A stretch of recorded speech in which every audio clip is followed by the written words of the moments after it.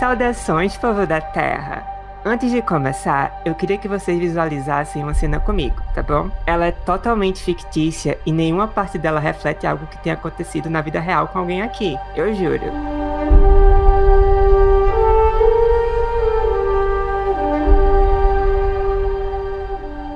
Imagine uma criança que acabou de assistir qualquer blockbusters sobre humanos entrando em contato com alienígenas e decidiu pouco antes dos créditos do filme que ela queria se mandar da Terra. Então, todas as noites, ela corria para a varanda e se esticava, levantando os braços para o céu, torcendo para ser abduzida. O universo é tão vasto, ela pensa. Mesmo se a vida for rara lá fora, são tantas estrelas, com tantos planetas, com tanto potencial, que certamente a esse ponto do campeonato deve haver alguém nos vigiando. E se esse alguém existe, não custa nada vir aqui, né, arriscar a sorte pra ver se me levam. Só que aí os meses passam, ela continua indo na varanda, continua levantando os braços e nada acontece. Chega a cãibra, mas não chega a carona. E aí, a coisa piora, quando essa criança começa a pesquisar e descobre que há décadas, os adultos, com muito mais recursos do que ela, já estão tentando fazer esse contato, sempre sem sucesso. E ela se pergunta, mas cadê eles? Cadê os alienígenas? Será que eles estão longe demais? Será que eles estão se escondendo de alguém? Será que todos morreram e só sobrou a gente? De Covid. Ok. Tá. No episódio de hoje, nós vamos tentar pensar em respostas ou explicações possíveis para esse dilema através de um passeio pelo nascer e morrer dos mundos. Porque nós acreditamos aqui que saber como os planetas se formam e como a vida pode surgir ou um dia desaparecer desses planetas é fundamental para a gente entender a nossa vida, o nosso planeta e o nosso futuro. Para nos ajudar nessa tarefa bem ambiciosa, nós temos um convidado. Eli, quem é que tá com a gente conosco hoje? Hoje eu tenho o prazer de receber aqui o meu amigo Vladimir Lira, que, Vladimir, você é astrônomo, astrofísico ou cosmólogo? O que você é? Oi, Eli, tudo bem? Tudo Oi, bem. Então, se eu sou astrônomo, astrofísico ou cosmólogo, é uma pergunta interessante. Astronomia é uma ciência em qual a astrofísica é um ramo delas, né? Então, eu faço tanto astrofísica como astronomia. Existem outros ramos, né, na astronomia, como astroquímica, astrobiologia, né? Cosmologia também é um ramo da astrofísica, né? Então, a astronomia seria a ciência. A astrofísica seria a ciência que se faz utilizando a física como ferramenta. Ainda que a física seja a ferramenta dominante, né, que se usa hoje em dia, existem outras, né, como química, como biologia, né? E cosmologia quer dizer o estudo do universo como um todo. Então, elas são parecidas, mas não exatamente a mesma coisa, né? Cosmologia, ela vê o universo como um todo, e a astronomia muitas vezes se ocupa de objetos em particular no universo. Entendi. Então, eu diria que eu sou astrônomo e astrofísico. Entendi. E você começou no Observatório do Valengo, na Federal do Rio de Janeiro, certo? Observatório do Valongo, né? Valongo. Isso. É porque tem uns anos que a gente não se fala. Diferente do vá curto, eu entendi, continua. Então, o que você fez no Valongo? E você já fez a graduação, já foi direto em astronomia ou não? Sim, então, eu comecei na UFRJ, né, no curso de astronomia, que ocorre no Observatório do Valongo, e algumas aulas são lá, né, e outras aulas são no Fundão.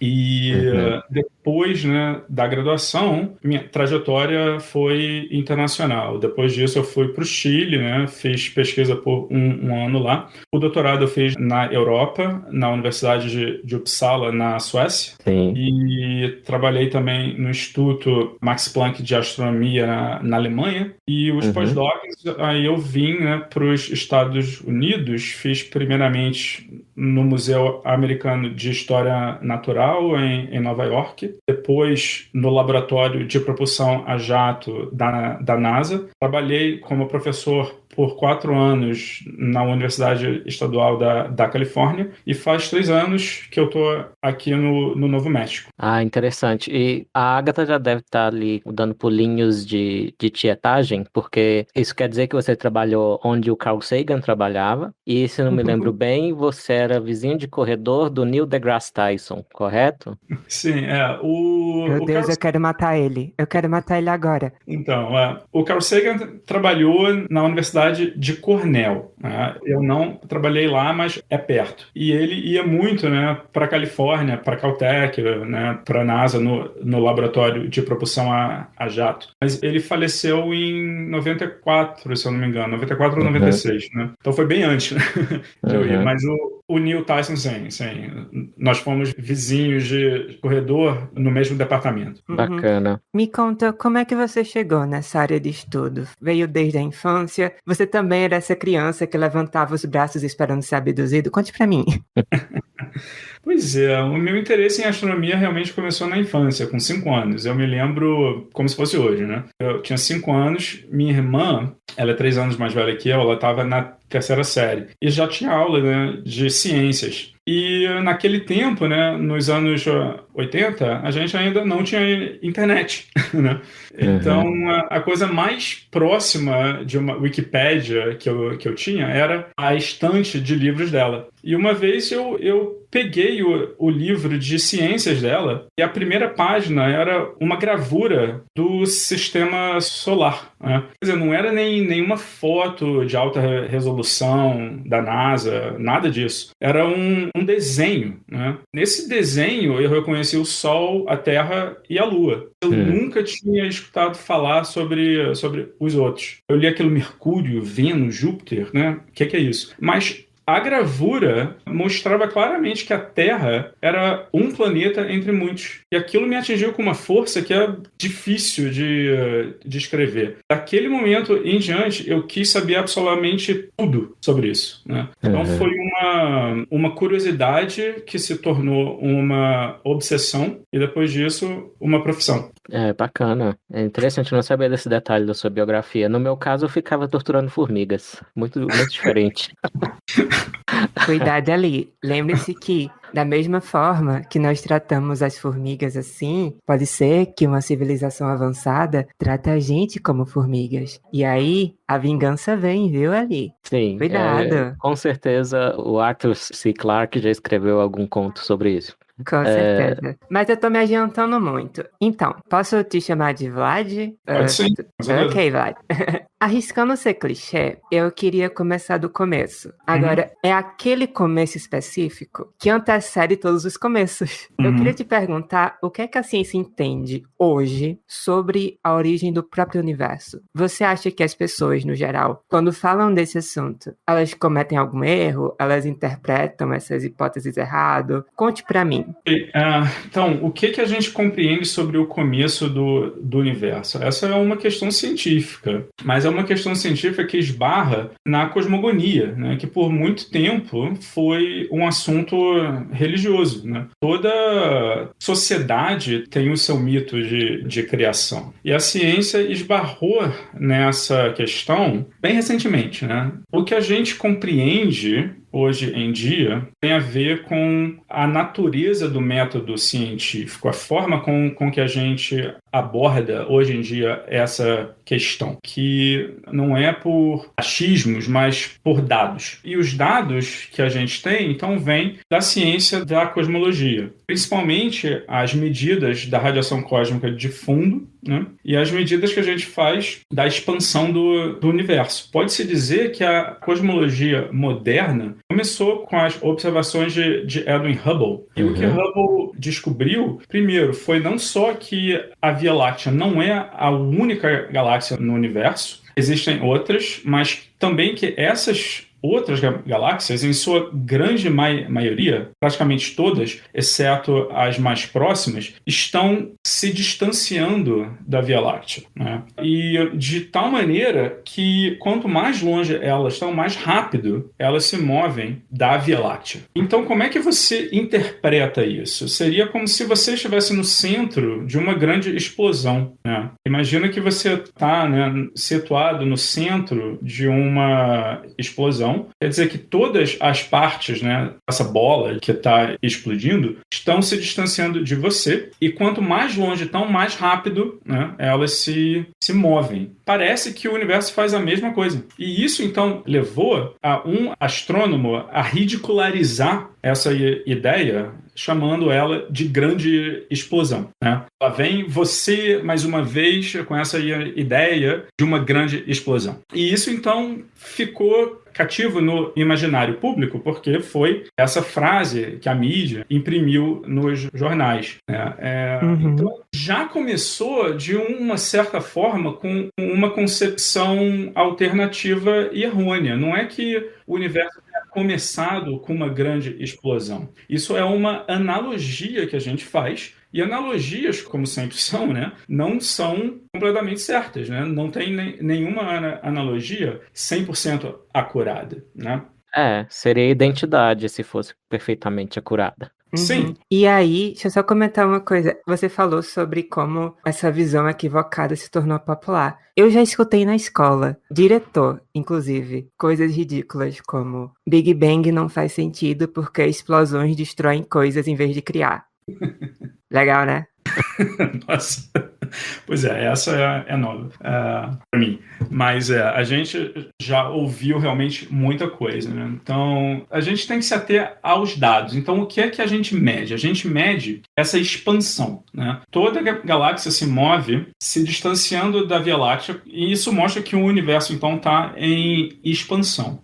E agora, o que a gente faz? Você mede a magnitude dessa expansão hoje em dia, volta o relógio no tempo, e se essa expansão sempre foi dessa forma, com essa mesma taxa, você volta no tempo, você vê que está tudo junto no mesmo ponto, 14 bilhões de anos atrás. Então isso mostra que o universo não teve sempre a mesma densidade, não teve sempre a mesma dimensão que tem hoje, né? Ou seja, se está se expandindo hoje, ele era menor, né, no passado. Você volta 14 bilhões de anos, está todo mundo no mesmo ponto. E quanto mais se expande, mais o universo resfria. A gente também consegue medir a temperatura do universo hoje em dia com as observações, né, da radiação cósmica de fundo, e sabendo como que a temperatura muda com o tempo, quer dizer também que o universo no começo era mais denso e mais quente. Agora, as condições no começo do universo são difíceis de compreender, porque quanto mais você volta, mais denso ele fica, mais quente fica, e o nosso conhecimento de física não alcança as condições de alta densidade e alta temperatura que existiam no começo. A gente consegue chegar bastante perto do começo, mas não tanto. A gente sabe com algum detalhe, né, o que se passou uma fração de segundo depois da singularidade, né, que começou o universo. Antes disso, o nosso conhecimento de física não é capaz de tratar o que acontece quando as dimensões são tão minúsculas que você necessita utilizar mecânica quântica, mas a quantidade de matéria é tão grande que você também necessita utilizar relatividade geral. A combinação de física quântica com relatividade geral é a fronteira da física hoje em dia. Então a gente tem que esperar que o universo se expanda um pouquinho mais, né, para que ou os campos gravitacionais não sejam tão grandes, ou as distâncias não sejam tão minúsculas, para que a gente possa usar as teorias da física que a gente conhece. Mas, Vlad, você já tá me deprimindo, porque você tá dizendo duas coisas. Primeiro, que todo mundo tá se afastando da gente, parecendo que a gente esqueceu de passar o desodorante.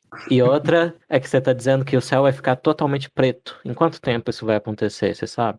Isso é uma outra questão. Pois é, porque o universo continua expandindo, né? Vai chegar em um ponto que duas coisas vão acontecer. Primeiro, o universo, ele tem galáxias e estrelas, né? Isso se forma por causa do gás, o hidrogênio. O hidrogênio no universo, pela sua própria gravidade, se contrai e forma estrelas. As estrelas brilham, né, por causa da fusão nuclear no centro delas. Chega um momento que todo gás no universo vai ser utilizado, né, ou para formar estrelas, ou vai ser um gás tão difuso que nunca vai se condensar, né, em estrelas. E estrelas, elas brilham por um intervalo de tempo, né? Quanto mais massa tem, menos tempo vive, né? Uma estrela como o Sol vive por volta de 10 bilhões de anos, né? Uma estrela com 10 vezes mais massa vive por muito menos tempo. As estrelas de menor massa no universo vivem por volta de 100 trilhões de anos. 100 trilhões de anos, né? O universo existe por 10 bilhões de anos,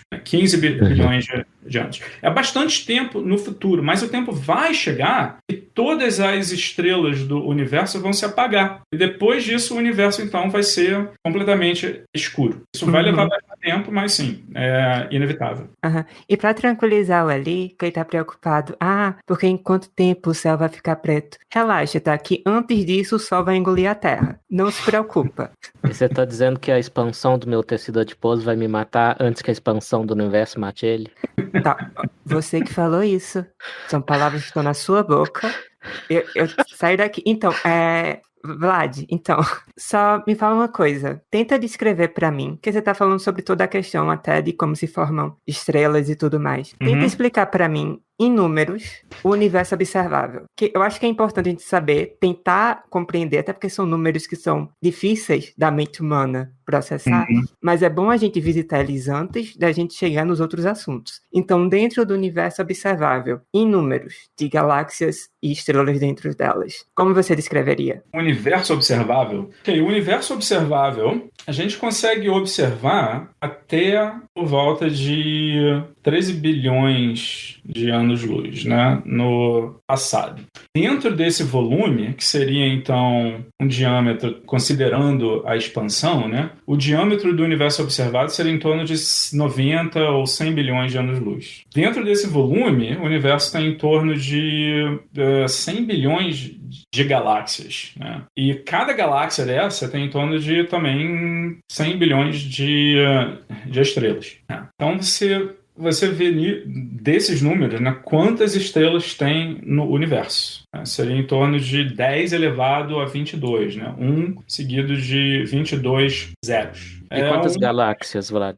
Como eu disse, seriam 100 bilhões. Né? Sim. 100 bilhões de galáxias, cada uma delas com 100 bilhões de estrelas. É a velha questão, né? Existem mais estrelas no universo ou mais grãos de areia em todas as praias do planeta Terra? Né? Existem mais estrelas no universo do que grãos de areia. E isso é só no universo observável, né? Porque existem partes do universo que estão tão distantes que a luz ainda não teve tempo de chegar até nós. Dá a definição, por favor, de anos-luz, para o pessoal entender direitinho essa questão. Sim, o ano-luz é a distância que um raio de luz viaja em um ano. Então não é uma medida de tempo, é uma medida de distância. Né? A luz ela viaja à razão de 300 km por segundo. Com isso você vê quanto que um ano-luz é. Um ano-luz é em quilômetros. Eu sempre tenho que fazer essa conversão. Seria em torno de 10 trilhões de quilômetros. É chão. Bem, quer dizer... Pertinho, como dizem os mineiros. Mas uma coisa interessante é que o ano-luz é mais ou menos a distância entre uma estrela e outra. E isso chega já, né, na próxima questão que a gente iria abordar, de comunicação interestelar, né, e viagem interestelar. Né?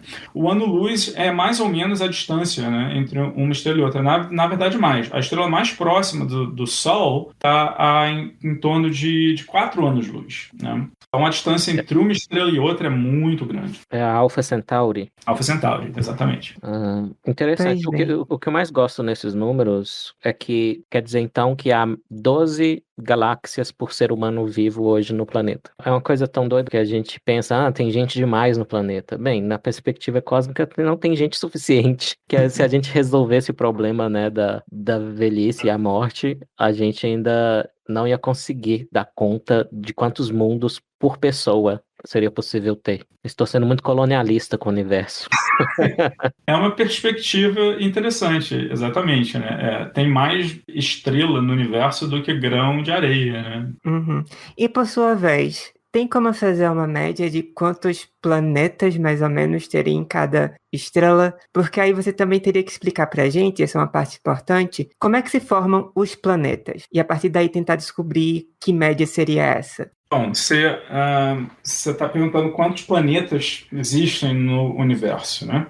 Ou pelo menos se dá pra fazer uma média de tem tantas estrelas numa galáxia. Dá pra esperar que quantos planetas a esse ponto do tempo já tenham conseguido se formar em cada uma? Pois eu quis repetir essa pergunta porque é uma pergunta que está sendo respondida com pesquisa que se faz hoje em dia, né? Por séculos, né, a humanidade soube, né, dos planetas que orbitam o Sol, né? E os 5 planetas clássicos, né, até Saturno, são conhecidos, claro, desde a antiguidade. Foi no século XVIII que Urano foi descoberto. Netuno foi descoberto no século XIX, Plutão no século XX. E foi no final do século XX, né, que se detectou planetas ao redor de outras estrelas. Então, não era uma questão óbvia, não era uma extrapolação óbvia que as outras estrelas iam ter o mesmo número de planetas que o Sol. O Sol tem 8 planetas grandões, né? Considerando Plutão e outros, né, seria então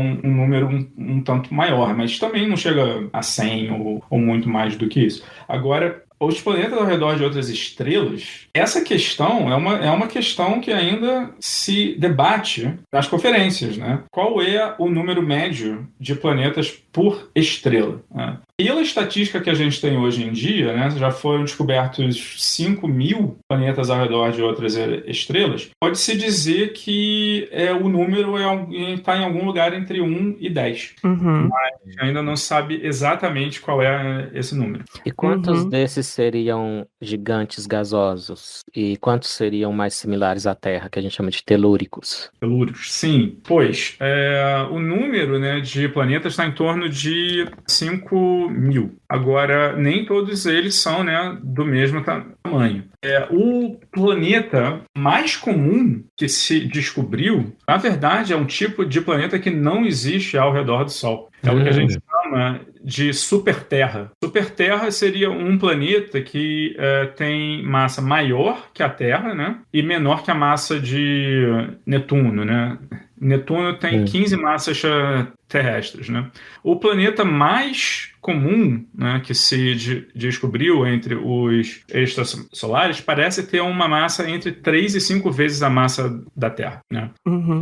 É interessante pensar também sobre o próprio processo que tornou possível detectar esses 5.000 planetas, porque planetas não emitem luz. Então, a astronomia teve que fazer uma certa gambiarra para conseguir identificar eles. Você pode contar pra gente como é que foi isso? Interessante isso. Na verdade, alguns planetas emitem luz o suficiente para que a gente observe, né? Isso é um detalhe técnico, né? Mas está entre uma das formas de descobrir planetas, né? Que é o que a gente chama de imageamento direto. Mas os métodos principais realmente não utilizam-se, né, da radiação emitida diretamente pelo planeta. O método original é o que a gente chama de método de velocidade radial. Então, pela ação e reação de Newton, né, que se estuda no segundo grau em física, você sabe que para toda ação tem uma reação, né? Então, a estrela exerce gravidade no planeta, né? Então, por sua vez, o planeta também exerce gravidade na estrela, né? E isso faz com que, da mesma forma que o planeta orbita a estrela também orbita em um ponto do espaço que a gente chama de centro de massa, né, entre o planeta e a estrela. Então, ainda que a gente não meça o planeta em si, a gente pode medir essa órbita que a estrela faz em torno do centro de massa comum aos dois. Esse foi o método original. Esse método foi utilizado desde a primeira descoberta, em 1995, né, até... continua se utilizando. O que eu queria dizer é que o outro método seria o método de trânsitos, né, que seriam eclipses que o planeta faz ao redor da sua estrela. Da mesma forma que a Lua passa, né, em frente ao Sol e escurece tudo, né, num eclipse total, a gente também tem eclipses parciais, né, que são mais comuns. Quando um planeta passa na frente da estrela, a gente consegue medir a diminuição da luz da estrela que a gente capta. E com isso, então, você sabe, né, que um planeta está lá. Você está né? dizendo que ele passa na frente da estrela, isso gera uma variação na intensidade do brilho dela durante um certo período, e isso dá a entender que existe um planeta passando ali na frente, não é isso? Exatamente, pois é. Seria como um eclipse, mas o planeta não é grande o suficiente para eclipsar a estrela completamente, né? Mas ele bloqueia parte da luz dela. Então, a gente monitorando a luz da estrela noite após noite, você consegue medir essa diminuição quando o planeta passa na frente da estrela. A gente chama isso não de eclipse, né? Porque você não está bloqueando a estrela completamente, a gente chama isso de trânsito. Né? E esse método foi utilizado, né, com sucesso já na década de 90 para descobrir alguns planetas, mas virou o principal método de descoberta depois que a missão Kepler foi lançada em 2009. Kepler é um satélite, né, em órbita da Terra, que ele monitora 150 mil estrelas, procurando exatamente por esse tipo de trânsito. E a maior parte desses 5 mil planetas foi descoberta com Kepler. Perfeito. Voltando para a questão principal, e afinal de contas, como é que esses planetas se formam? Você pode usar a Terra de exemplo. Como é que a gente entende que a Terra se formou? Pois, esse é o campo, né, em que eu pesquiso principalmente, né? As ideias são basicamente em dois campos, né? Um que a gente chama de acreção do núcleo. Quer dizer que você forma antes o núcleo do planeta, né? E depois você captura a atmosfera, ou o que for, né? E pode ser, então, que vire até um planeta gigante capturando gás da nebulosa. Primeiro, o que acontece é o quê? Você tem um disco ao redor do Sol, né? Quando você olha a órbita dos planetas ao redor do Sol, você vê que todos eles orbitam no mesmo plano, mais ou menos, com muita pouca variação. O espaço é tridimensional, mas o sistema solar é plano, né? É plano como uma panqueca. A maneira mais simples de obter essa configuração é se os planetas se formaram em um disco ao redor do Sol. E quando a gente observa estrelas jovens, a gente vê exatamente esse tipo de discos ao redor delas. E esses discos são, então, discos de gás e discos de poeira, e eles vivem mais ou menos por, digamos, 10 milhões de anos, né? Imagina quanto tempo, né, que poeira nesses discos tem para crescer se você deixa lá por 10 milhões de anos, né? Poeira, né, no seu quarto, se você não limpa, né, com muita frequência, acaba, né, crescendo, né, sabe, mais e mais nesses novelos de lã. Tá, o quarto da Agatha é assim. Meu Deus, por que de graça? Sim, pois é. Então, só alguns dias é suficiente para que cresça já, né? Naqueles novelos de lã preta. Imagina, então, se você não limpa seu quarto por 10 milhões de anos, né? Em minha defesa, eu tenho alergia a ácaro, então sim, eu limpo meu quarto sim. Muito bem, obrigada. Tá? Pare de me difamar. 10 milhões em termos cósmicos é muito rápido, né? Para esse disco se acrescer. E o que pôs essa poeira ali, Vlad? Sim, 10 milhões de anos parece muito tempo, mas realmente, na escala de tempo da astronomia, não é tanto tempo assim, né? Então, essa poeira cresce, né, até que chega ao tamanho de pedrinhas, né? E depois disso, você coagula elas mais e mais sobre a ação da gravidade coletiva delas, né? Então, você tem algumas partes do disco que alcançam a massa necessária para que colapsem gravitacionalmente em objetos da massa de asteroides. Agora, essa poeira, como é que ela está lá, né? Por causa das estrelas. O universo, realmente, ele começou, né, como hidrogênio e hélio, mas as estrelas, elas são fábricas de elementos. elas brilham por causa de reações nucleares nos núcleos delas, que passam do hidrogênio para o hélio, depois, né, fundem o hélio em carbono e oxigênio, e com isso, né, vai indo mais e mais, né, na tabela periódica, até elementos como o ferro, o silício e até o urânio em estrelas de alta massa. O que acontece então é que quando essas estrelas morrem, elas explodem e ejetam esse material reprocessado em elementos mais pesados e devolvem esse material enriquecido quimicamente para a galáxia. E desse gás enriquecido, novas gerações de estrelas se formam, como o Sol. E então os planetas que se formam ao redor dessas estrelas vão ter esse material enriquecido em elementos pesados, e do ferro e do silício se formam planetas. Você está dizendo que nós somos realmente poeira das estrelas, não é? Literalmente.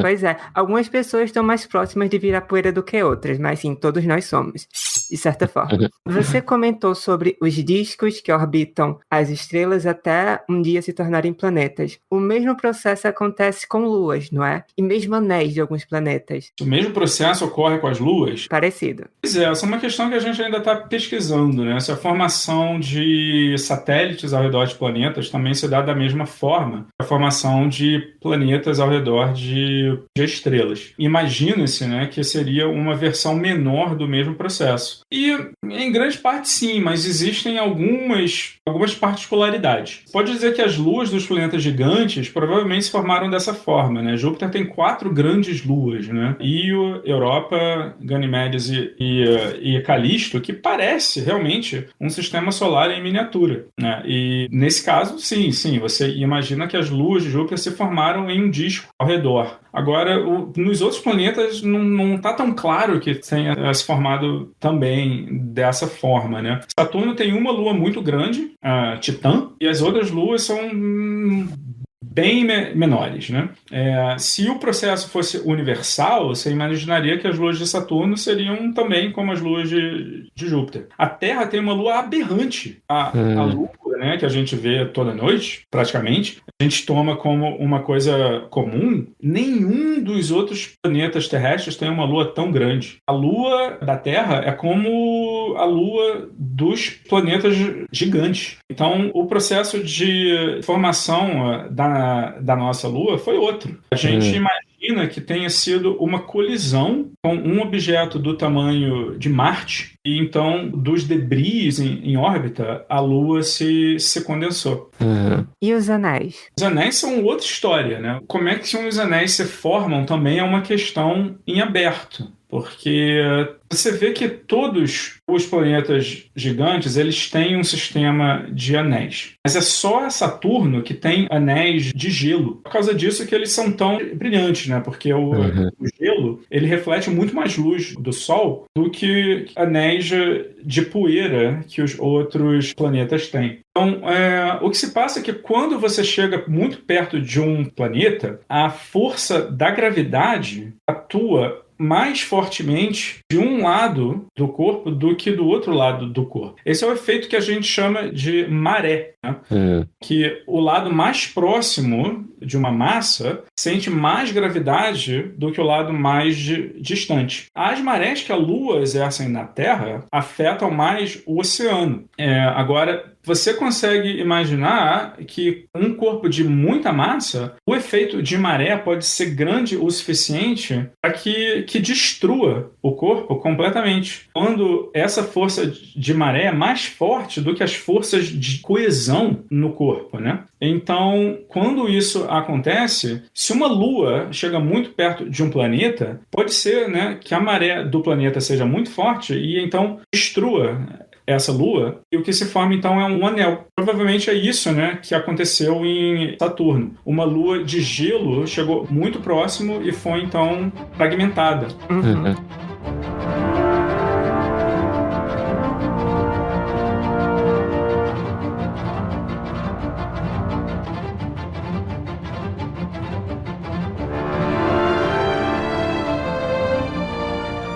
Ok, a gente já entendeu por alto como é que os planetas se formam. Para a gente chegar no assunto da vida, tem uma coisa que está entre as duas, que seria a gente discutir a zona habitável. Como é que você definiria a zona habitável? Ela é o que é de mais importante para a gente saber se um planeta é capaz ou não de parir a vida? Conte para mim. Sim, é um conceito simples, né? A zona habitável é definida como a distância da estrela em que a temperatura média é suficiente para ter água em estado líquido. Né? Em relação ao tamanho da estrela também, né? Sim, sim. É a distância, né, ao redor da estrela onde as temperaturas estão na faixa em que pode haver água em estado líquido. Mas isso, sim, depende, né, tanto do tipo de estrela, né, como também da presença de uma atmosfera. Sim, sim. E no caso, essa zona habitável, ela é estática ou ela vai caminhando? Por exemplo, a gente está agora, a Terra está nesse momento na zona habitável do Sistema Solar. Existia um momento em que a gente não estava e outros planetas do Sistema Solar estavam? Poderia estar tendo um ambiente bem diferente de como está agora? Sim, pelo fato de que a temperatura ela é dada principalmente pela radiação da estrela, né? Pelo brilho dela. Né? Então, a luminosidade de uma estrela muda com o tempo. A gente mede isso, né, em estrelas que têm a mesma massa, né, mas que estão em níveis diferentes de evolução. Então, à medida que uma estrela envelhece, ela fica mais luminosa. Isso não bate muito com aquelas histórias sobre que Marte pode ter sido mais habitável antigamente, né? Isso é por outra questão.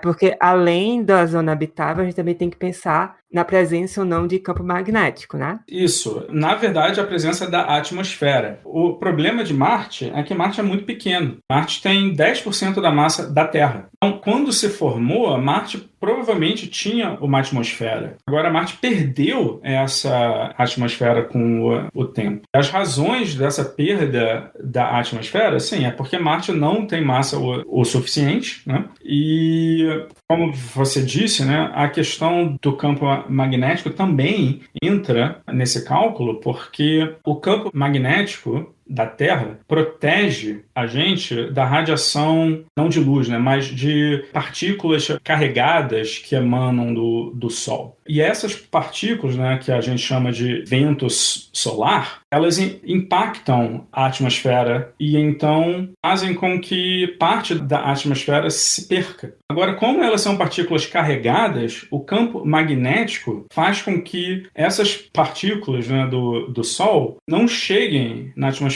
no caso da Terra. Elas estão presas, né, no campo magnético e a gente vê elas como a aurora, né, que acontecem perto do polo. Agora, sem um campo magnético, realmente, essas partículas, né, impactam a atmosfera. Foi o que aconteceu com Marte, né? E então, né, durante alguns bilhões de anos, então Marte perdeu a atmosfera por conta disso. E a questão do campo magnético, sim, Marte, quando era mais jovem, né, imediatamente após a formação, ainda era quente o suficiente para que o interior, né, fosse líquido. E então, com a rotação, você tem então material ionizado em rotação. Isso gera um campo magnético. Mas como Marte é muito pequeno, esse calor se perdeu muito rápido. É como uma batata quente e uma ervilha quente, né? Qual é que vai resfriar mais rápido? Aí é ervilha. Então, a Terra é a batata quente, né? Leva tempo para resfriar. Marte é a ervilhinha. Quando resfriou, o interior solidificou e então Marte não pôde mais manter o campo magnético e por conta disso então perdeu a proteção que tinha, né, contra o vento solar. Ah, interessante. Então Marte, as teorias melhores agora diriam que não tem atividade magmática de um manto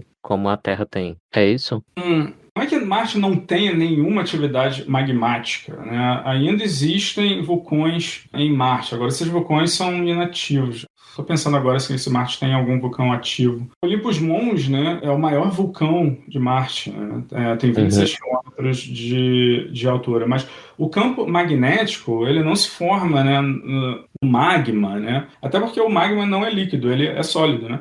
Então, O campo magnético da Terra, ele é gerado mais perto do núcleo. Não é por causa do magma, né? É por causa do interior, que tem uma camada líquida de ferro.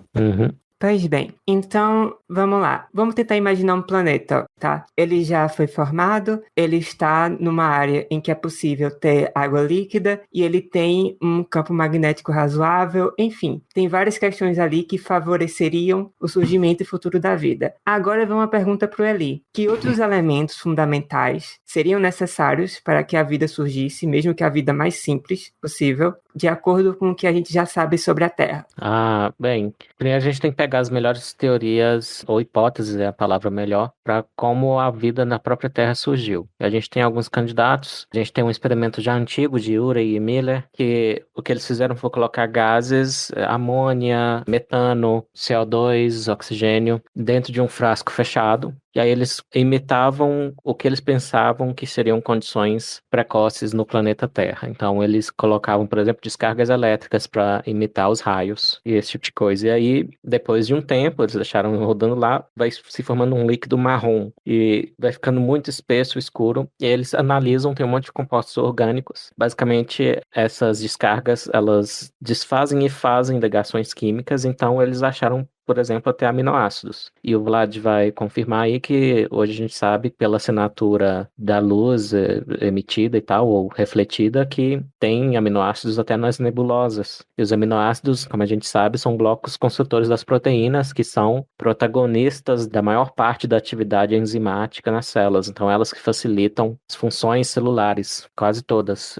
com exceção única do RNA, que alguns tipos de RNA também têm atividade enzimática. E aí a gente até pode falar numa das primeiras hipóteses mais promissoras para a origem da vida na Terra, que é o do mundo de RNA, que o RNA, presume-se, é mais fácil de ser polimerizado, ou seja, os bloquinhos se unirem com essas condições ambientais, do que as proteínas, até porque o RNA é feito só de 4 blocos diferentes, enquanto as proteínas são feitas de 20. Então, só por uma questão de probabilidade. E o RNA é capaz de ser o material genético, como a gente sabe nos vírus, no próprio coronavírus é um vírus de RNA. Então, a gente precisa de condições fundamentais no começo do planeta Terra e tem também envolvimento de minerais. Então, tem uma hipótese também de que os minerais, a gente tem minerais em proteínas, né, interagindo com as proteínas. Um exemplo óbvio é a hemoglobina, que tem um átomo de ferro ali dentro. Então, alguns pensam, essa é outra hipótese, que minerais poderiam fazer tipo um efeito de arcabouço em torno dos quais essas proteínas orgânicas, como o RNA, poderiam trabalhar melhor. E outro problema que a gente tem também que explicar é como manter, que a vida é muito delicada, como manter um ambiente estável para haver a replicação, né? O que é necessário para ter vida, isso o Richard Dawkins fala lá no Gene Egoísta, é o replicador. Então, o RNA também tem a capacidade de se replicar. Por isso, ele é um bom candidato para ter até antecedido o DNA, que é parecido com ele e mais estável que ele. Então, faz também mais sentido pensar a coisa menos estável gerou a mais estável, talvez. Esse microambiente onde é feita essa replicação precisa ser protegido também, né, das forças da entropia, digamos assim. E isso é feito com a membrana, né? E a gente sabe que se você tem o tipo certo de lipídio, de molécula de gordura, que é o fosfolipídio, ele tem propriedades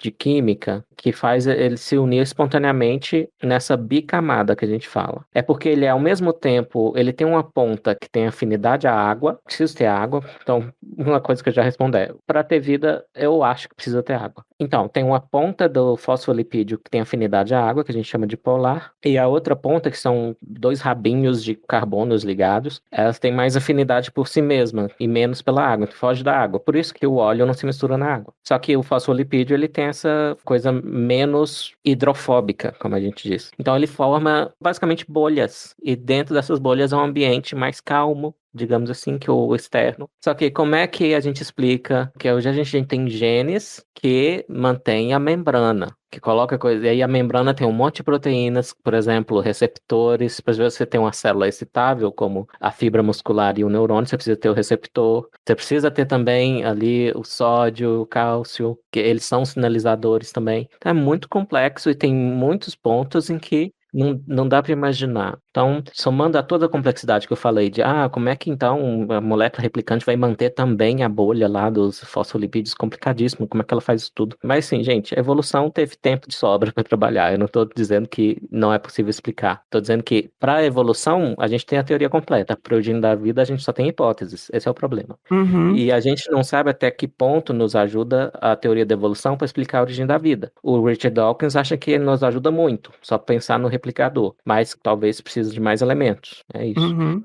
Então, Ali, é interessante que você está tentando trazer hipóteses, tentando reconstruir o ambiente que tornou possível a vida, mas é interessante pensar também como a vida também influencia o ambiente. Então, quando a gente está tratando aqui, por exemplo, de atmosfera, a atmosfera de hoje não é a mesma atmosfera de quando a vida surgiu. Não. Você falou com todas as letras. Eu acredito que a água é essencial para o surgimento da vida. Sim. Mas e o oxigênio? Sim, quando a atmosfera da Terra foi oxigenada, e assim, no oxigênio eu acho uns 20% da atmosfera, tem muito mais nitrogênio que oxigênio, mas só esses 20, acho que até menos de 20%, isso foi suficiente para causar uma extinção em massa. Na época, assim, mais bactérias, e tanto que essas bactérias que são as anaeróbicas, as que não usam o oxigênio, elas usam processos como a fermentação, elas ainda existem. Mas elas se escondem do oxigênio, como a bactéria que causa o botulismo, como a bactéria que causa o tétano, inclusive. Então, assim, bactérias são muito resilientes, mas a gente imagina que algumas não conseguiram fugir, então foram extintas por essa inovação gigantesca que mudou a história da vida na Terra muito rápido. E outra coisa que mudou muito rápido foi o processo da endossimbiose, que foi quando, né, as células começaram a... Talvez uma comia a outra, ou talvez uma parasitava a outra, e aí essa relação que era desarmônica... Então, era desarmônica porque era uma suruba? Tô fazendo amor com 8 pessoas. Então, era desarmônica porque não havia consentimento, Agatha. Entendi. Depois surgiu o consentimento, e daí surgiram as células eucariontes, que a gente fala. Então, tem as mitocôndrias, que tem o núcleo, que tem lisossoma, e é uma complicação fascinante. A célula é uma coisa fascinante, e é justamente esse problema. Como é que surge a célula nesse ambiente da Terra ancestral? Por isso que alguns apelam a hipóteses que eu considero menos plausíveis do que surgir aqui mesmo, que é a panspermia, que veio de fora, congelado no meteorito, e pensavam isso também porque lá pelos anos 90 tinham sinais que pareciam bactérias, parecia cocôzinho de bactéria em meteoritos vindos de Marte. Teve impacto em Marte, isso lançou meteoritos na atmosfera, pedras de Marte na atmosfera e veio parar aqui na Terra, isso aconteceu. Mas mais recentemente, novas análises meio que desbancaram ou colocaram em descrédito essa hipótese de que havia sinais de bactérias em Marte. Então até hoje, até agora, a gente já está com uma missão nova, né, Vlad, lá em Marte, e ainda não tem sinais de vida em Marte. Tem?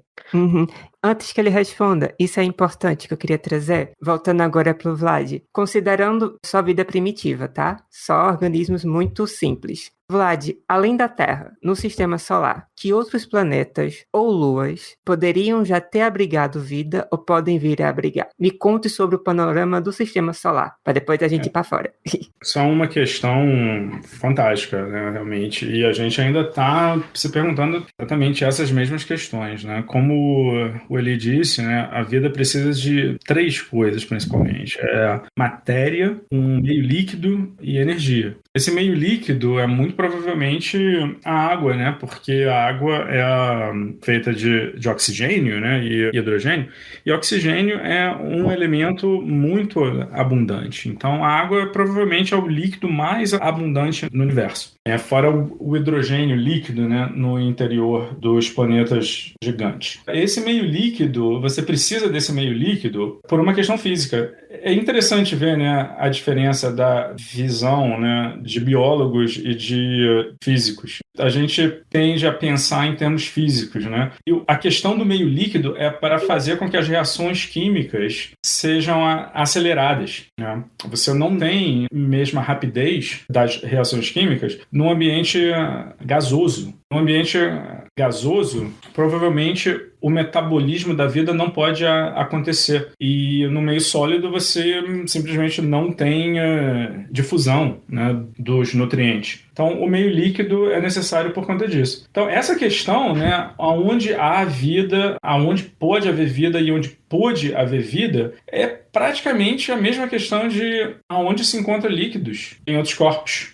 Tanto presente como no passado. No presente, seria Europa, que é uma lua de Júpiter, ou não só ela, né? Encélado também é uma lua de Saturno, em que a gente tem grande evidência que existe um oceano logo abaixo da superfície de gelo. Inclusive, a NASA está mandando, em alguns poucos anos, a missão Europa Clipper para a Europa para ver quão fino é esse gelo, ou seja, medir a espessura dessa camada de gelo e realizar a primeira grande exploração dessa lua para talvez, né, potencialmente, mandar no futuro próximo uma outra nave que seria capaz de derreter esse gelo em algum ponto onde esse gelo seja mais fino e alcançar o oceano. Por tudo que a gente sabe sobre Europa, é possível que esse oceano tenha uma profundidade de 100 quilômetros e que esteja em torno de 10 quilômetros abaixo da superfície de gelo que a gente vê.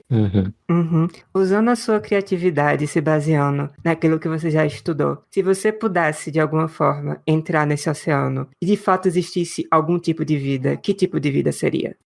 Isso é completa especulação. Então, é pra isso, é pra gente se divertir com isso agora, entendeu? E é uma das partes mais bacanas. Pode ser que a gente encontre bactérias, pode ser que a gente não encontre nada, pode ser que a gente encontre peixe, lulas. Inclusive tem um filme, né? Um filme Europa... Sim, eu assisti. É quase de terror. Pois Europa, é, né? o quê? Como é que chama? The Europa Report, Europa Mission, não lembro agora. Report. Isso. Filme de 2013. Que eles vão lá para Europa, aí a missão falha, né? Porque tem um polvo assassino no oceano. Agora tem outros lugares também, né? Praticamente toda lua de gelo tem um oceano debaixo, né? A questão é a profundidade. Da mesma forma que a Terra, né, tem um manto que é de rocha derretida, o mundo de gelo também, né, tem uma superfície de gelo e um manto de gelo derretido, também conhecido como água, né? Agora, quão profundo, né, esse oceano é, que é a questão principal, né? Em alguns desses mundos, não seria um oceano, seria mais como um manto, né? E isso, então, leva outras questões, né? Se a vida seria possível. Europa parece ser um lugar muito interessante porque também tem uma fonte de energia nesse oceano, porque a Europa está bem próxima de Júpiter, então existem fontes geotérmicas de energia no fundo do oceano que poderiam ser talvez como as mesmas fontes geotérmicas que existem na Terra. Inclusive, nessas fontes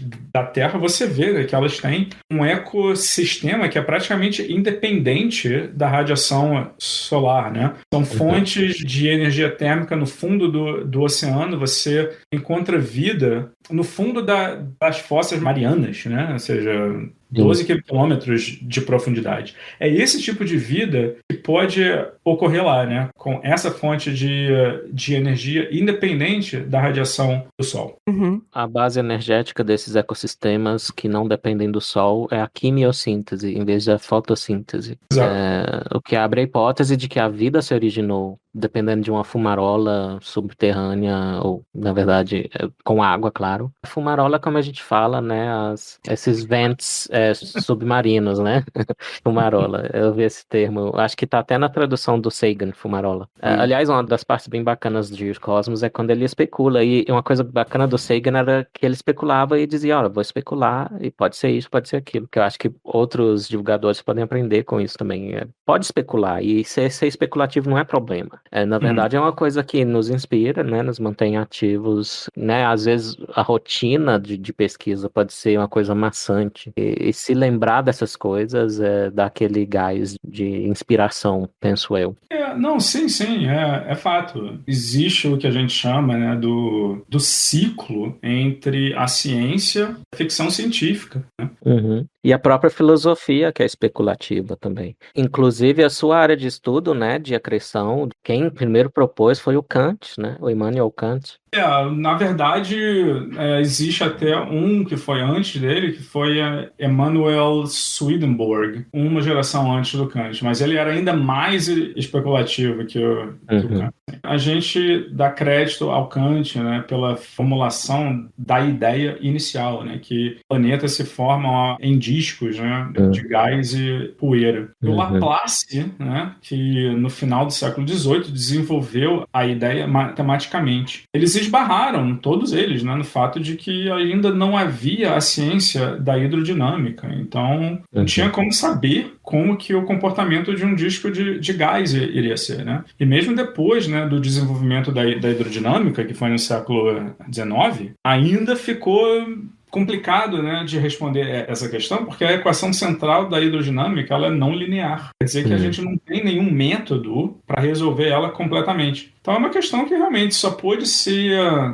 tratada nas últimas décadas com o desenvolvimento de computadores. Interessante. E você, como é que é? Você coloca um ticket para reservar tempo num supercomputador para rodar um modelo seu prevendo alguma consequência? É assim que funciona o seu trabalho? É mais ou menos isso mesmo.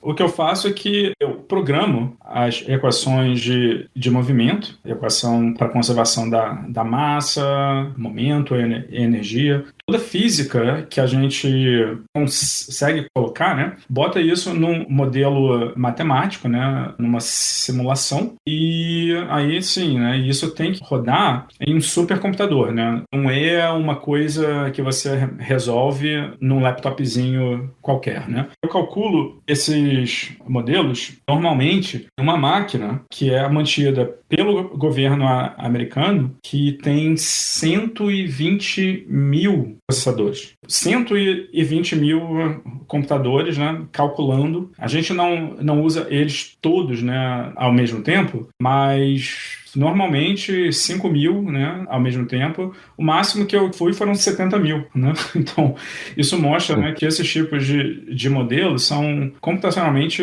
bem intensos, né? E sim, para obter tempo de computador nesses supercomputadores, você tem que escrever uma proposta de pesquisa, né, e enviar um comitê de avaliação que vai dar parecer, né, e dar esse tempo de computador ou não.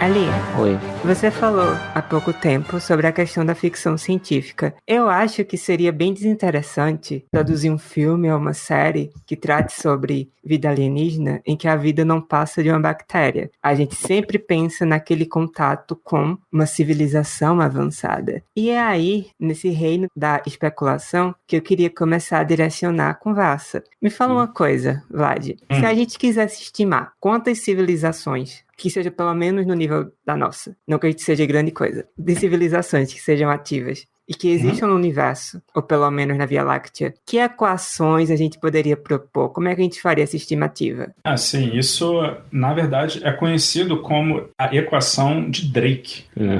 Frank Drake, né, foi um astrônomo americano, e ele estimou matematicamente, né, quantas civilizações iriam ter, né, na Via Láctea. E essa estimativa que ele fez é essencialmente a matematização de uma série de fusões, né? Você começa, né, com uma estimativa de um número, e aí então você vai afunilando mais e mais e mais, até que você chega num número que deve ser o número de civilizações na Via Láctea. Então, como é que essa estimativa se faz? Ele começa com quantas estrelas existem na Via Láctea. E depois ele vê, essas estrelas, quantas delas têm planetas? Aí depois desse número, né, que já é uma fração do número original, você afunila mais. Agora, qual é a fração que potencialmente pode ter vida, né? Tipo, que estão na zona habitável, que tem água, né? Então isso afunilou mais ainda. Aí você, então, considera desse número de planetas potencialmente habitáveis, qual é a fração que realmente desenvolveu vida. Então, afunilou mais. E segue. O próximo afunilamento seria o quê? Desses que desenvolveram vida, qual a fração que tem vida inteligente? E depois desses que têm vida inteligente, qual a fração que tem vida inteligente interessada em comunicação? E depois, né, seria o fator que eu diria que é o fator principal, que é o tempo de vida dessa civilização tecnologicamente avançada. Isso, então, você tem, né, uma série de fatores, né, você multiplica eles todos, e isso, então, é o que a gente chama de equação de Drake. Uhum.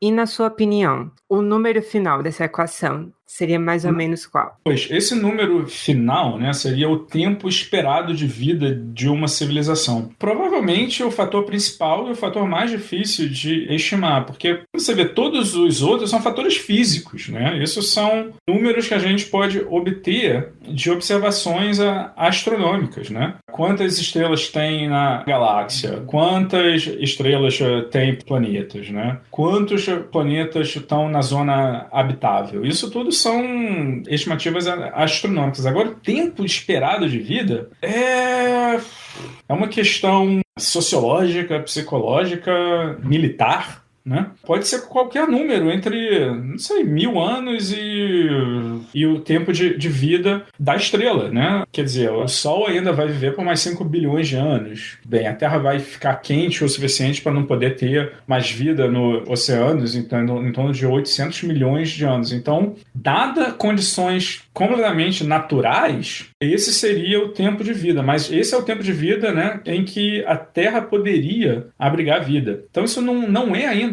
o último termo. Nesse último termo, né, que é o tempo esperado de vida de uma civilização tecnologicamente avançada. O máximo desse tempo pode ser infinito. Pode ser, né, mesmo depois que o Sol morra, se a gente colonizar outras estrelas, a gente pode se expandir, né, pelo universo. E então, né, esse último termo iria ser infinito. Agora, o que é aterrorizante é quão baixo esse último fator pode ser. Uhum, porque justamente como é tão obscuro chegar nesse último fator, então o resultado final da equação pode ser qualquer coisa. Qualquer coisa, exatamente. Pois é. Esse fator pode ser tão baixo como 1000 anos, né? Ou seja, o tempo de vida de uma civilização tecnologicamente avançada. Vê a gente. A humanidade existe há, 250 mil anos, né? Tecnologia recente, né? Talvez nos últimos 1000 anos só, né? A história escrita, né? 6 mil anos ou menos. E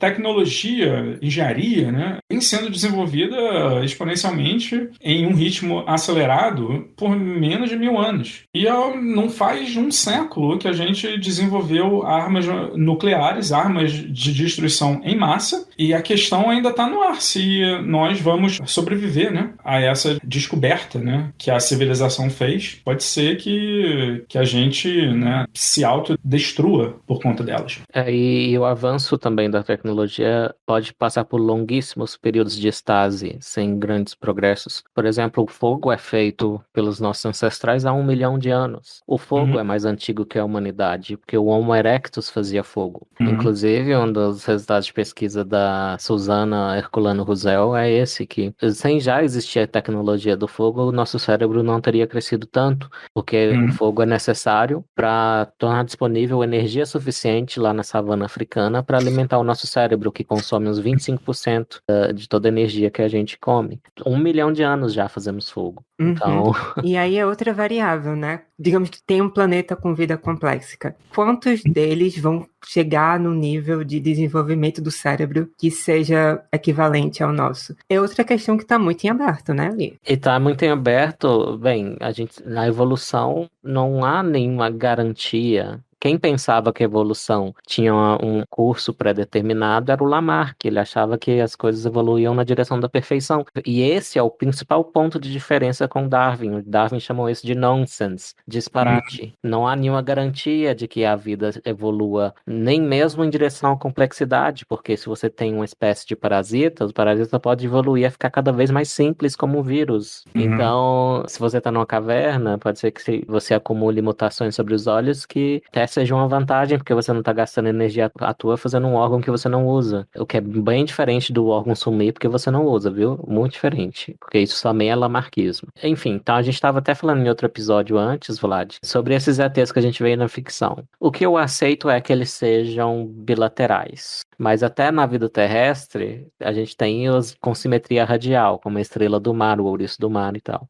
Então a gente tem exceções na própria Terra a ser bilateral, mas bilateralidade parece ser universal o suficiente para ter evoluído em outros planetas. Agora, esses humanoides do Star Trek, eu sinto muito, é muito implausível. Sim, sim. Uhum. Isso barra na questão do chauvinismo, né, que a gente está extrapolando, né, de uma amostra de um só, né? É N igual a 1, foi o que eu pensei.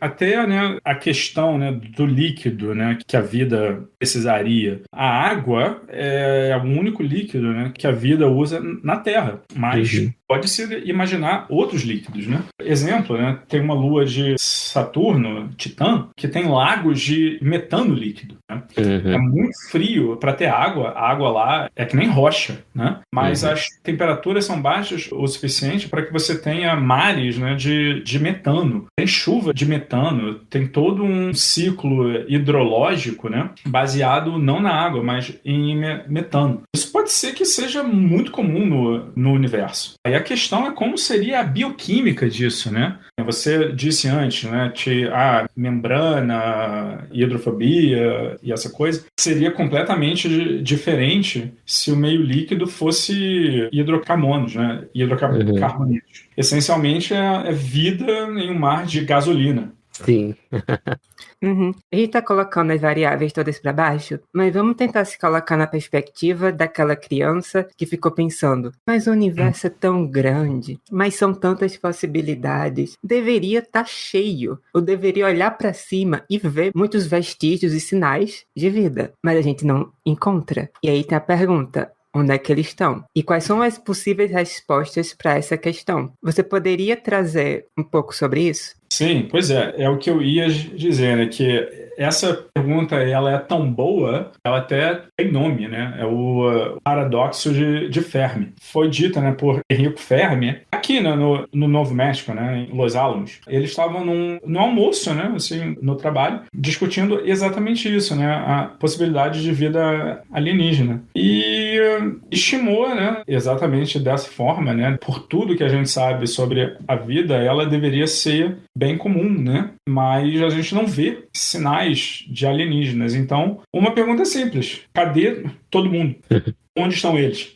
E isso, então, foi conhecido como paradoxo de Fermi, né? Que é um paradoxo que se estabelece entre essas duas coisas, né? Porque, por tudo que a gente conhece sobre a vida, ela deveria ser comum no universo, mas a gente não vê sinal algum, né, de civilizações avançadas. E aí é quando a gente começa a conversar sobre a questão do grande filtro. Você explica para mim o que é o grande filtro nessa história toda? Então, se você parte da questão de que a vida realmente é comum, aí então você vê, né, que a gente não tem evidência, né, de colonização da galáxia, outras civilizações. Então, deve haver alguma coisa entre esses dois pontos, né? A vida é comum, porém não há evidências de civilizações. Aonde que se põe, então, esse filtro? Isso, então, iria ser, né, o grande filtro. As soluções para o paradoxo de Fermi, eu diria que seriam em 5 possibilidades, né? Uma é que nós realmente estamos sozinhos, isso iria ser, né, deprimente, mas sim, seria a solução mais simples do paradoxo, né? Nós somos a primeira civilização tecnologicamente avançada no universo, ou na Via Láctea. A segunda possibilidade iria ser que civilizações existem, mas existem dificuldades técnicas. Principalmente o fato de que a viagem interestelar pode ser impossível. Como eu disse antes, né, a distância entre uma estrela e outra é absurdamente grande. Seria como você pega, né, uma bola de futebol, põe ela aí, né, no Brasil. A estrela mais próxima seria outra bola de futebol em Nova York. Então, elas são muito distantes entre si. Então, pode ser, né, que a viagem de uma estrela a outra seja impossível. A terceira possibilidade seria que civilizações existem, mas elas não têm desejo de colonização. Seriam mais ou menos como os golfinhos na Terra, né, que tem um cérebro grande, né? O Eli pode explicar isso melhor que eu, mas que tem a possibilidade deles terem inteligência, comunicação, né? Mas a gente não vê, né, desenvolvimento entre eles, né? Sim, eles são capazes, por exemplo, de dormir com um lado do cérebro primeiro, depois do outro. Então, eles não precisam ficar quietinhos por 8 horas por dia como nós. Eles se comunicam de uma forma muito complexa. Os assovios deles a gente ainda está estudando.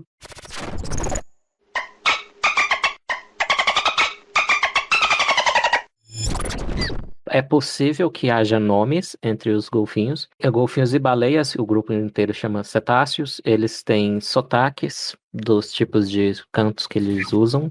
Ou seja, isso significa que eles têm cultura também. E os golfinhos são bizarros em outros aspectos. Uma coisa que eu vi recentemente é que eles pegam um peixe venenoso, que é aquele fugu, eles mordiscam ele para ter um pouquinho da toxina, porque dá um barato. Então, maconha de golfinho é esse peixe. Mas realmente eles não são muito interessados em colonizar.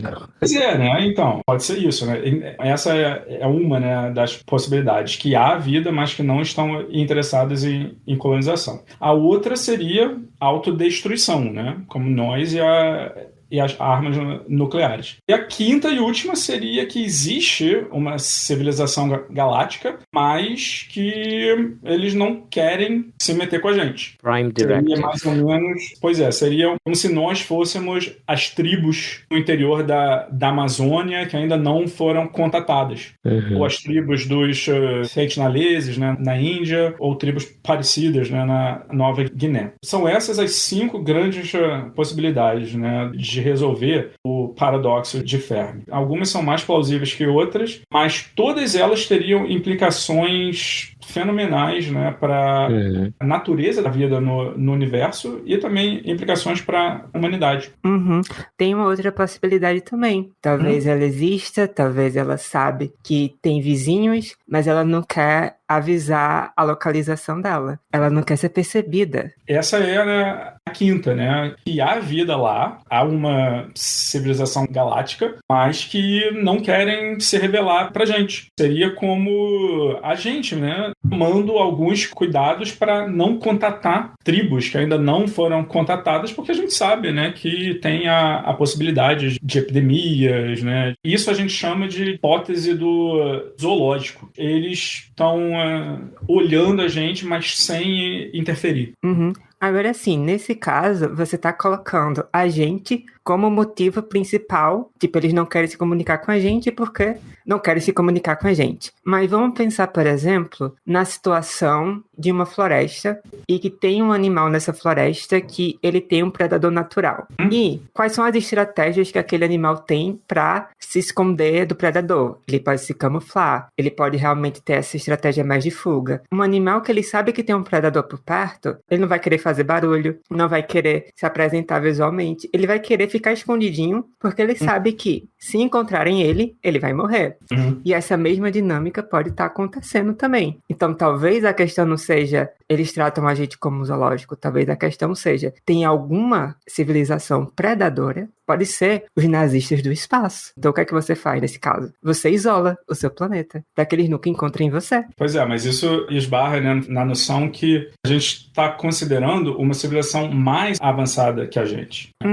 E se há uma civilização na galáxia, né, menos avançada que a gente, aí a gente volta para a primeira solução, né, que eu disse, nós somos os primeiros, né, logo, né, os mais avançados, e isso é, então, equivalente a estarmos sozinhos. Essa Sim. é a minha favorita.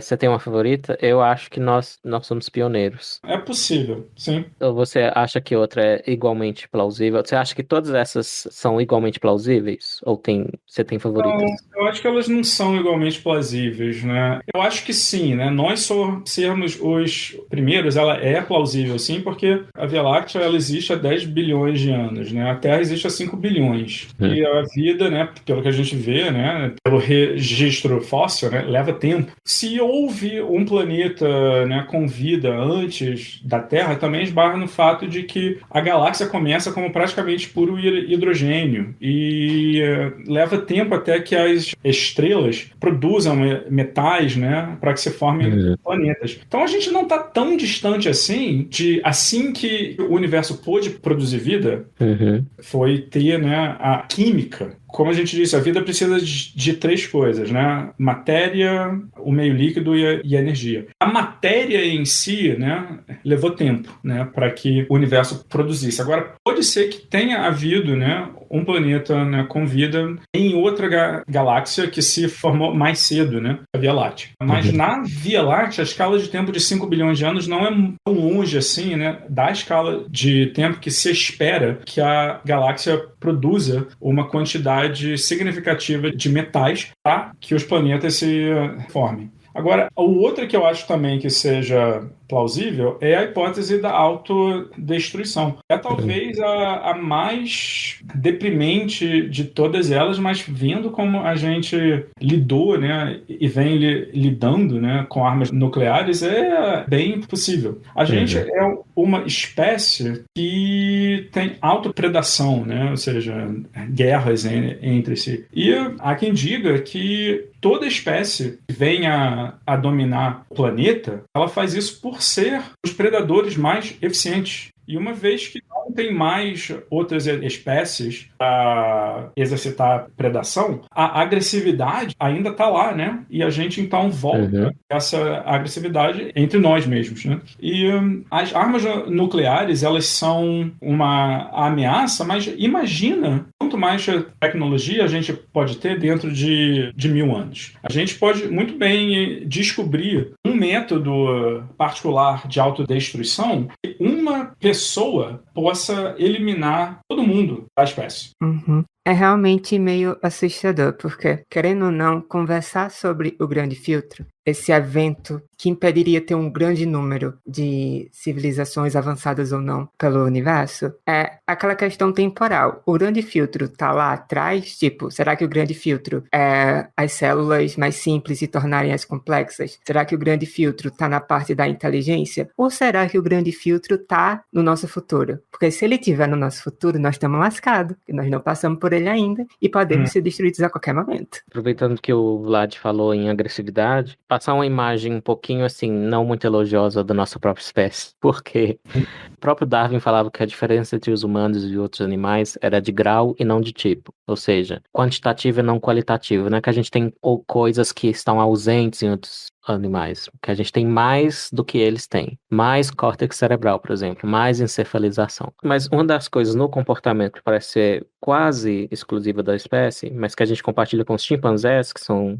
um dos nossos parentes vivos mais próximos, é um tipo de agressividade que a gente chama de ativa. Então, entre os outros animais, quase sempre tem a agressão reativa, que é aquela do animal acuado que se defende, né? E essa envolve certos circuitos neuronais, envolve a adrenalina e tal, aquele negócio de fight or flight, lutar ou correr. Agora, a agressão ativa, que é bem presente em humanos e chimpanzés, que é mais uma coisa dos machos, ela acontece com calma e planejamento. E é aquela coisa assim, dos machos fazem uma coalizão, ficam patrulhando o território, se eles acharem um macho de um grupo inimigo ou vizinho, eles matam sem dó. E isso tem vantagens evolutivas porque dá acesso a recursos e tal. Então, essa agressividade ativa, como eu disse, ela é calma, ela não é associada a cortisol e a adrenalina, e ela tem a ver com planejamento. Então, talvez seja a explicação até da minoria que tem de psicopatas. Talvez seja isso, mas exagerado. Mas então, o que eu quero dizer é que talvez a nossa inteligência, o surgimento da nossa inteligência dependa desse tipo de agressividade. Por causa disso, dela pedir por planejamento, inteligência e calma, né? A possibilidade que eu estou levantando aqui, a racionalidade, dependa da agressividade. Bem, eu não queria ser tão negativo,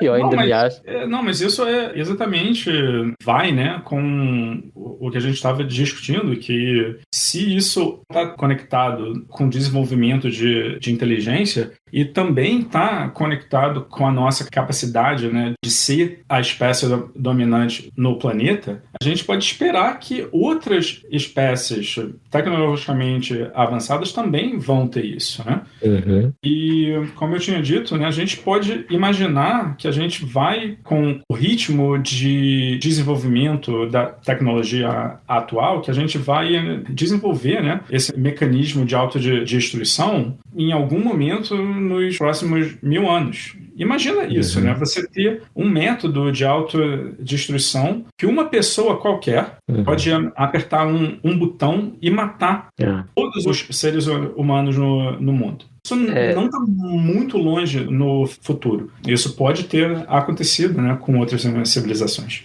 E talvez o que eu quis com a minha especulação provocativa sobre a agressividade ativa dos humanos e chimpanzés é pôr em questão também essa noção de que se a espécie é inteligente, ela vai ser pacífica. Eu não tenho tanta certeza disso. Mas, assim, para dar um contraponto a essa visão negativa, a gente vê em modelos de teoria dos jogos que colaboração e generosidade pagam bem, né? Que são boas estratégias. Então, se no nível mais abstrato, matemático da teoria dos jogos, ser generoso, ser o primeiro a oferecer e a reciprocidade são estratégias estáveis. E tanto que se testa isso em modelos, se observa isso na natureza. Então, não é verdade também essa imagem da natureza, bem da época do Darwin, de que, como dizia um poeta da época, a natureza é vermelha nas garras e nas presas. A natureza, na verdade, tem muita colaboração. Então, para dar um contraponto, né? Então, enquanto eu questiono que a inteligência venha junto com ser pacífico, pode ser que sim, se a gente pensar do ponto de vista da teoria dos jogos. Mas, do ponto de vista da sobrevivência e reprodução, não necessariamente. Tem motivos para acreditar nas duas coisas.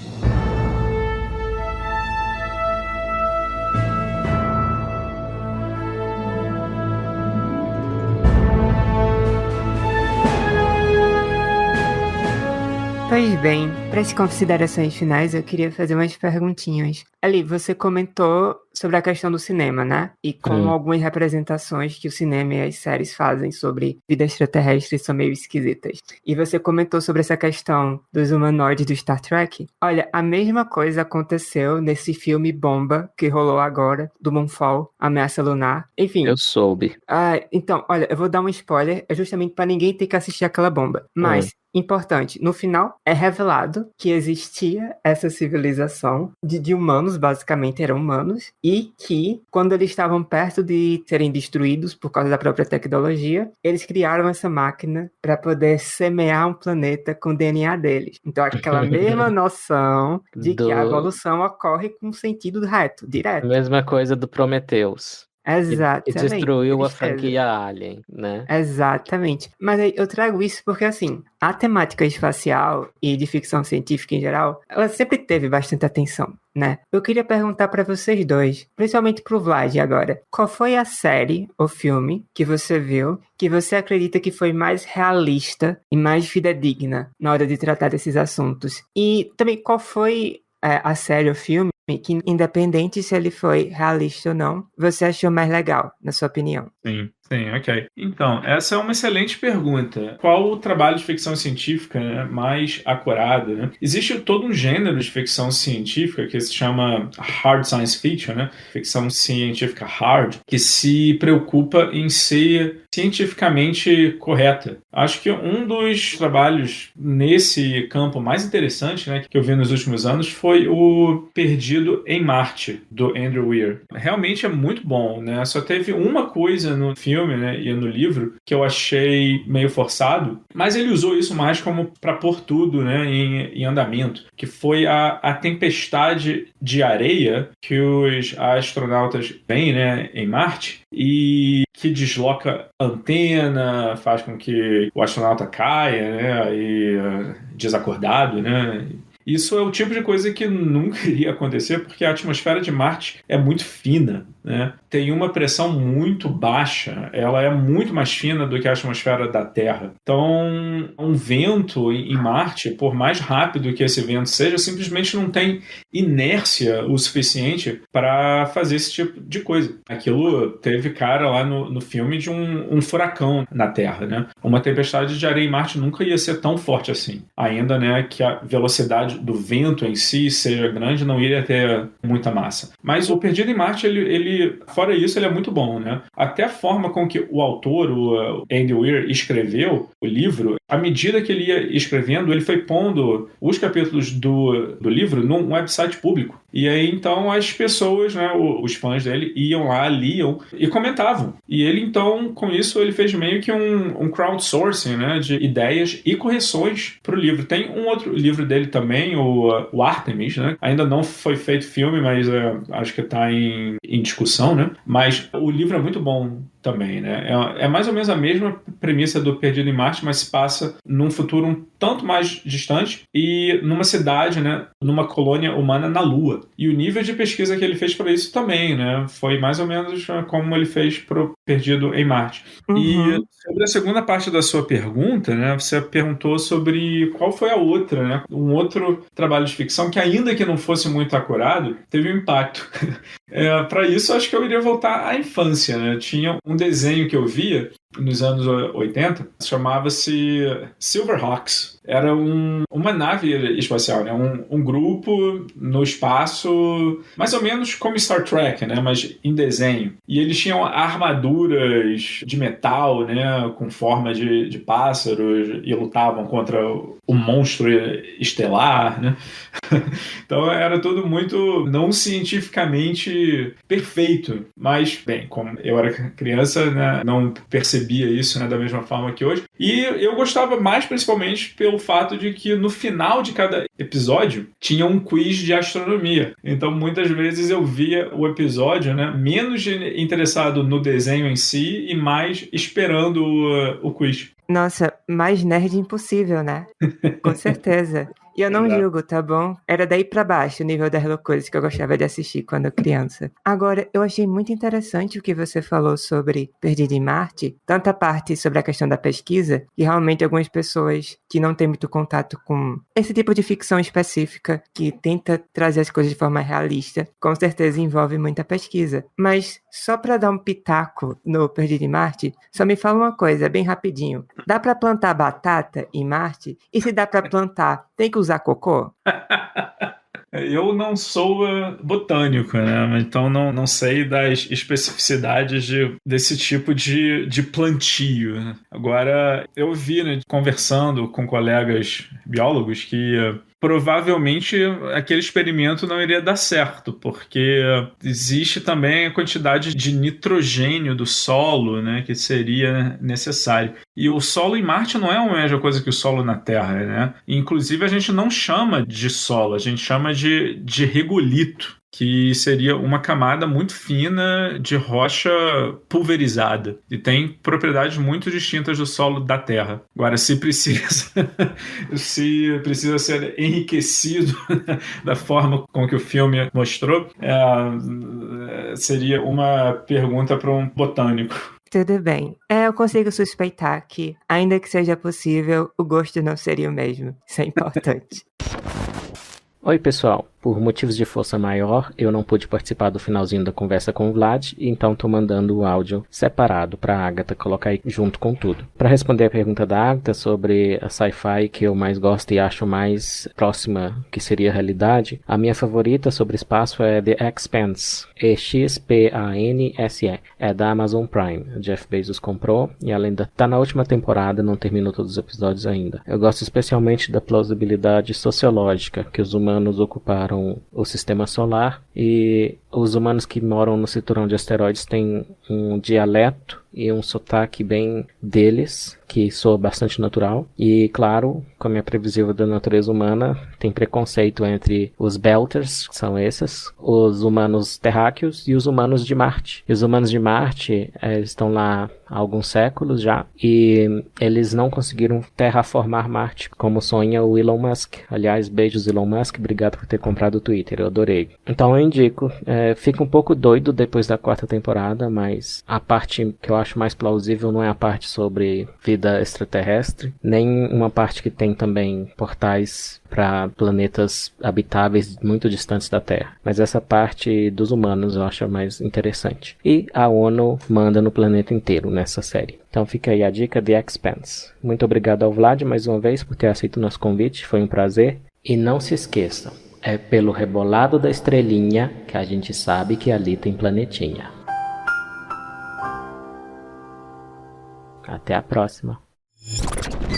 Você falou sobre o que você achou mais realista e o que você sempre achou mais legal. Agora, qual foi o maior absurdo que você já viu num filme ou série sobre espaço? E quando eu falo absurdo, é absurdo mesmo, tá? Não é explosão no espaço, que isso é feijão com arroz. Explosão com barulho também, feijão com arroz. Me fala o que foi mais louco. Você falou, nossa, essa pessoa realmente... Que coisa estranha.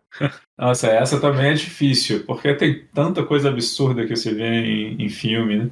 É difícil quando não tem. É difícil quando não tem, exato. Um exemplo que eu uso em aula, até às vezes, é o filme Stargate, que já parte de uma premissa bem cringe, né? Que é de um charlatão, né? Chama Eric von Däniken. E a ideia dos alienígenas do passado, né? Aliás, até o History Channel fez uma série toda sobre isso. Horrível, né? A gente tem que discutir isso em aula, porque é uma das ideias hoje em dia que as pessoas andam tendo por conta desse show, né? Pela popularidade desse show. E o Stargate, né? Ele parte dessa premissa, né? Que a humanidade foi visitada no passado por alienígenas e que isso se vê na tecnologia e nas obras que foram feitas nesse período. E isso é um chauvinismo enorme, né? É um chauvinismo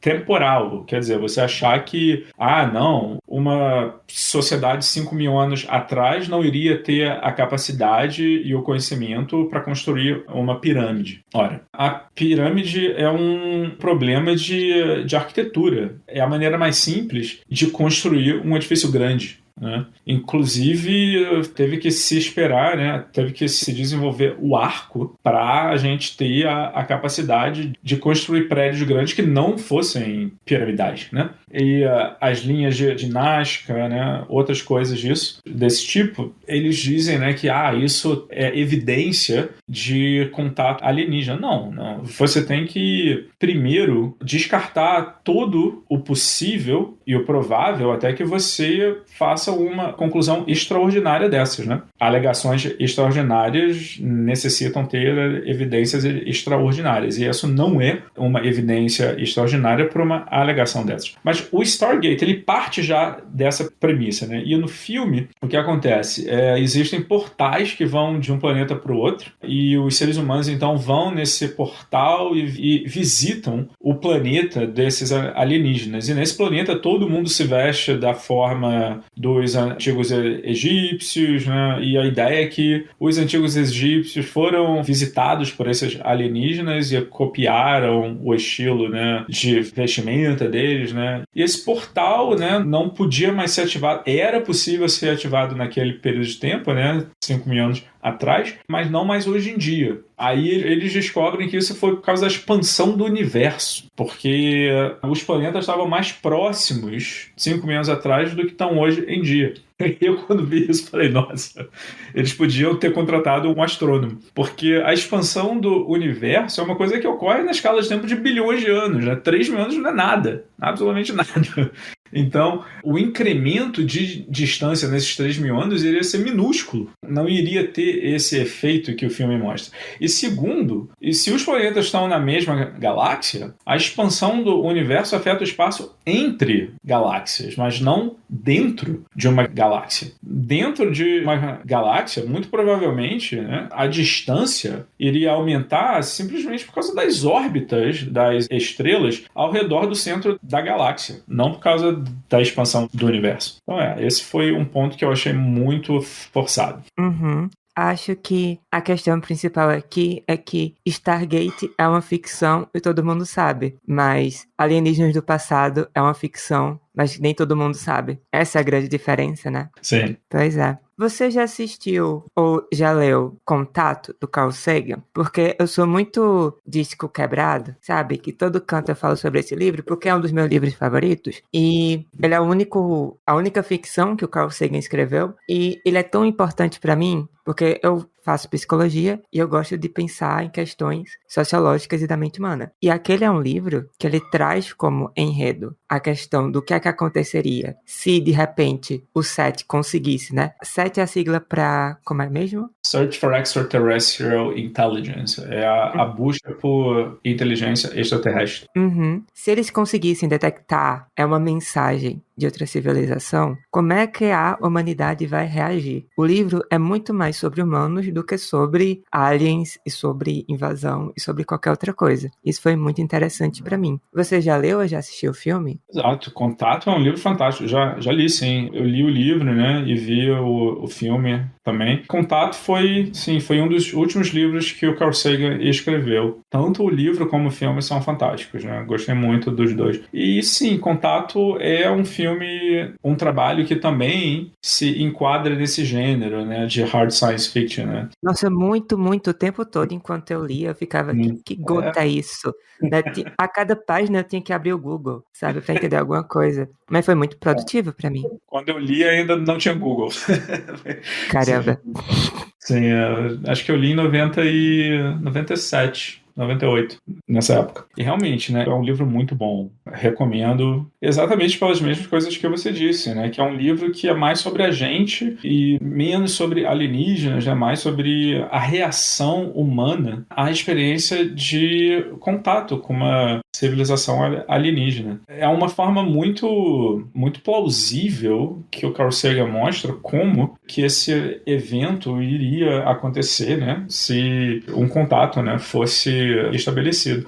As ramificações em várias áreas de atividade humana, científica, política, militar, religiosa, né? É um filme em que ele abarca essas questões e de uma forma realmente maestral. Uhum.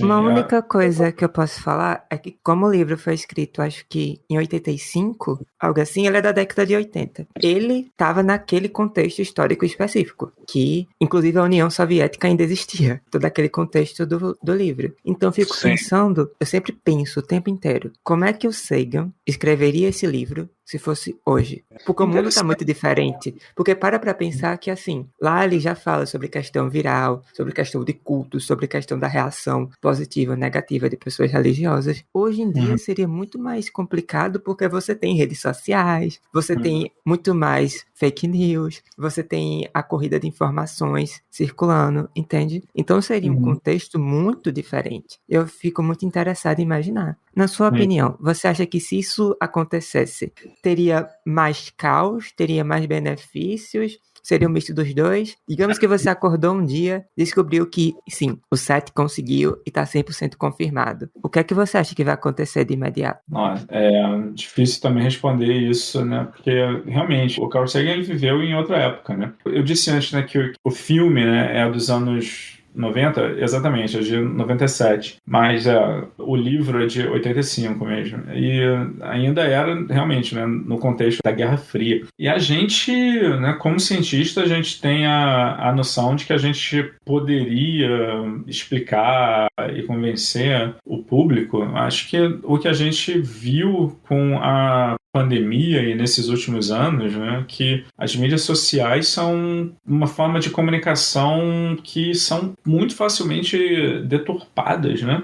a quantidade de desinformação. Você vê, né, que os biólogos ainda lutam hoje, né, em dia, para ter uma aceitação do público sobre o tema da evolução. A gente, em astronomia, não lida com isso. A gente lida com o povo acreditando em astrologia, mas não negando realidades astronômicas. Imagina se houvesse uma religião que um princípio básico fosse que o Sol não é uma estrela. E ter gente dizendo não, que os astrônomos dizem que o Sol é uma estrela, e lutando para que a gente não ensinasse isso nas universidades, como eles fazem com biologia e evolução. A gente não lida com isso, então a gente acha que a gente conseguiria explicar se alguma coisa dessa acontecesse. Eu acho que se o Carl Sagan escrevesse Contato hoje em dia, seria mais ou menos alguma coisa como o Não Olhe para Cima.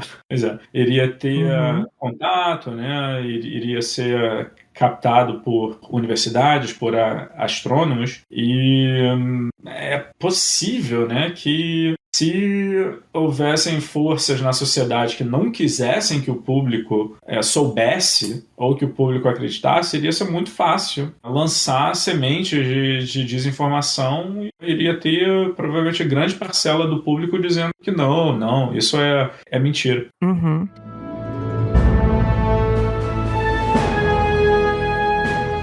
Acima de tudo, eu queria agradecer, de verdade. Você não faz noção do quanto que eu queria falar sobre esse tema, porque é uma coisa que me deixa tão bobinha e alegre de conversar sobre desde pequena. E quando a Ali falou que conhecia essa pessoa foda pra caramba, eu fiquei, meu Deus, tem que chamar esse cara. Muito obrigada. Quem sabe um dia que a gente queira trazer o tema dos alienígenas do passado, quem sabe a gente traz você de novo. Ou quem sabe, um dia, né, caso o set tenha sucesso e identificar uma mensagem, a gente traz você. Só espero que você esteja inteiro quando isso acontecer, porque eu, pelo menos, não vou estar inteira não, já vou ter desmaiado várias vezes. Obrigado pelo convite, né? E muito sucesso pro podcast. Obrigada. Até breve, viu? E como diria o nosso grande sábio, ET Bilu, busquem conhecimento. Tchau, tchau. Tchau, tchau.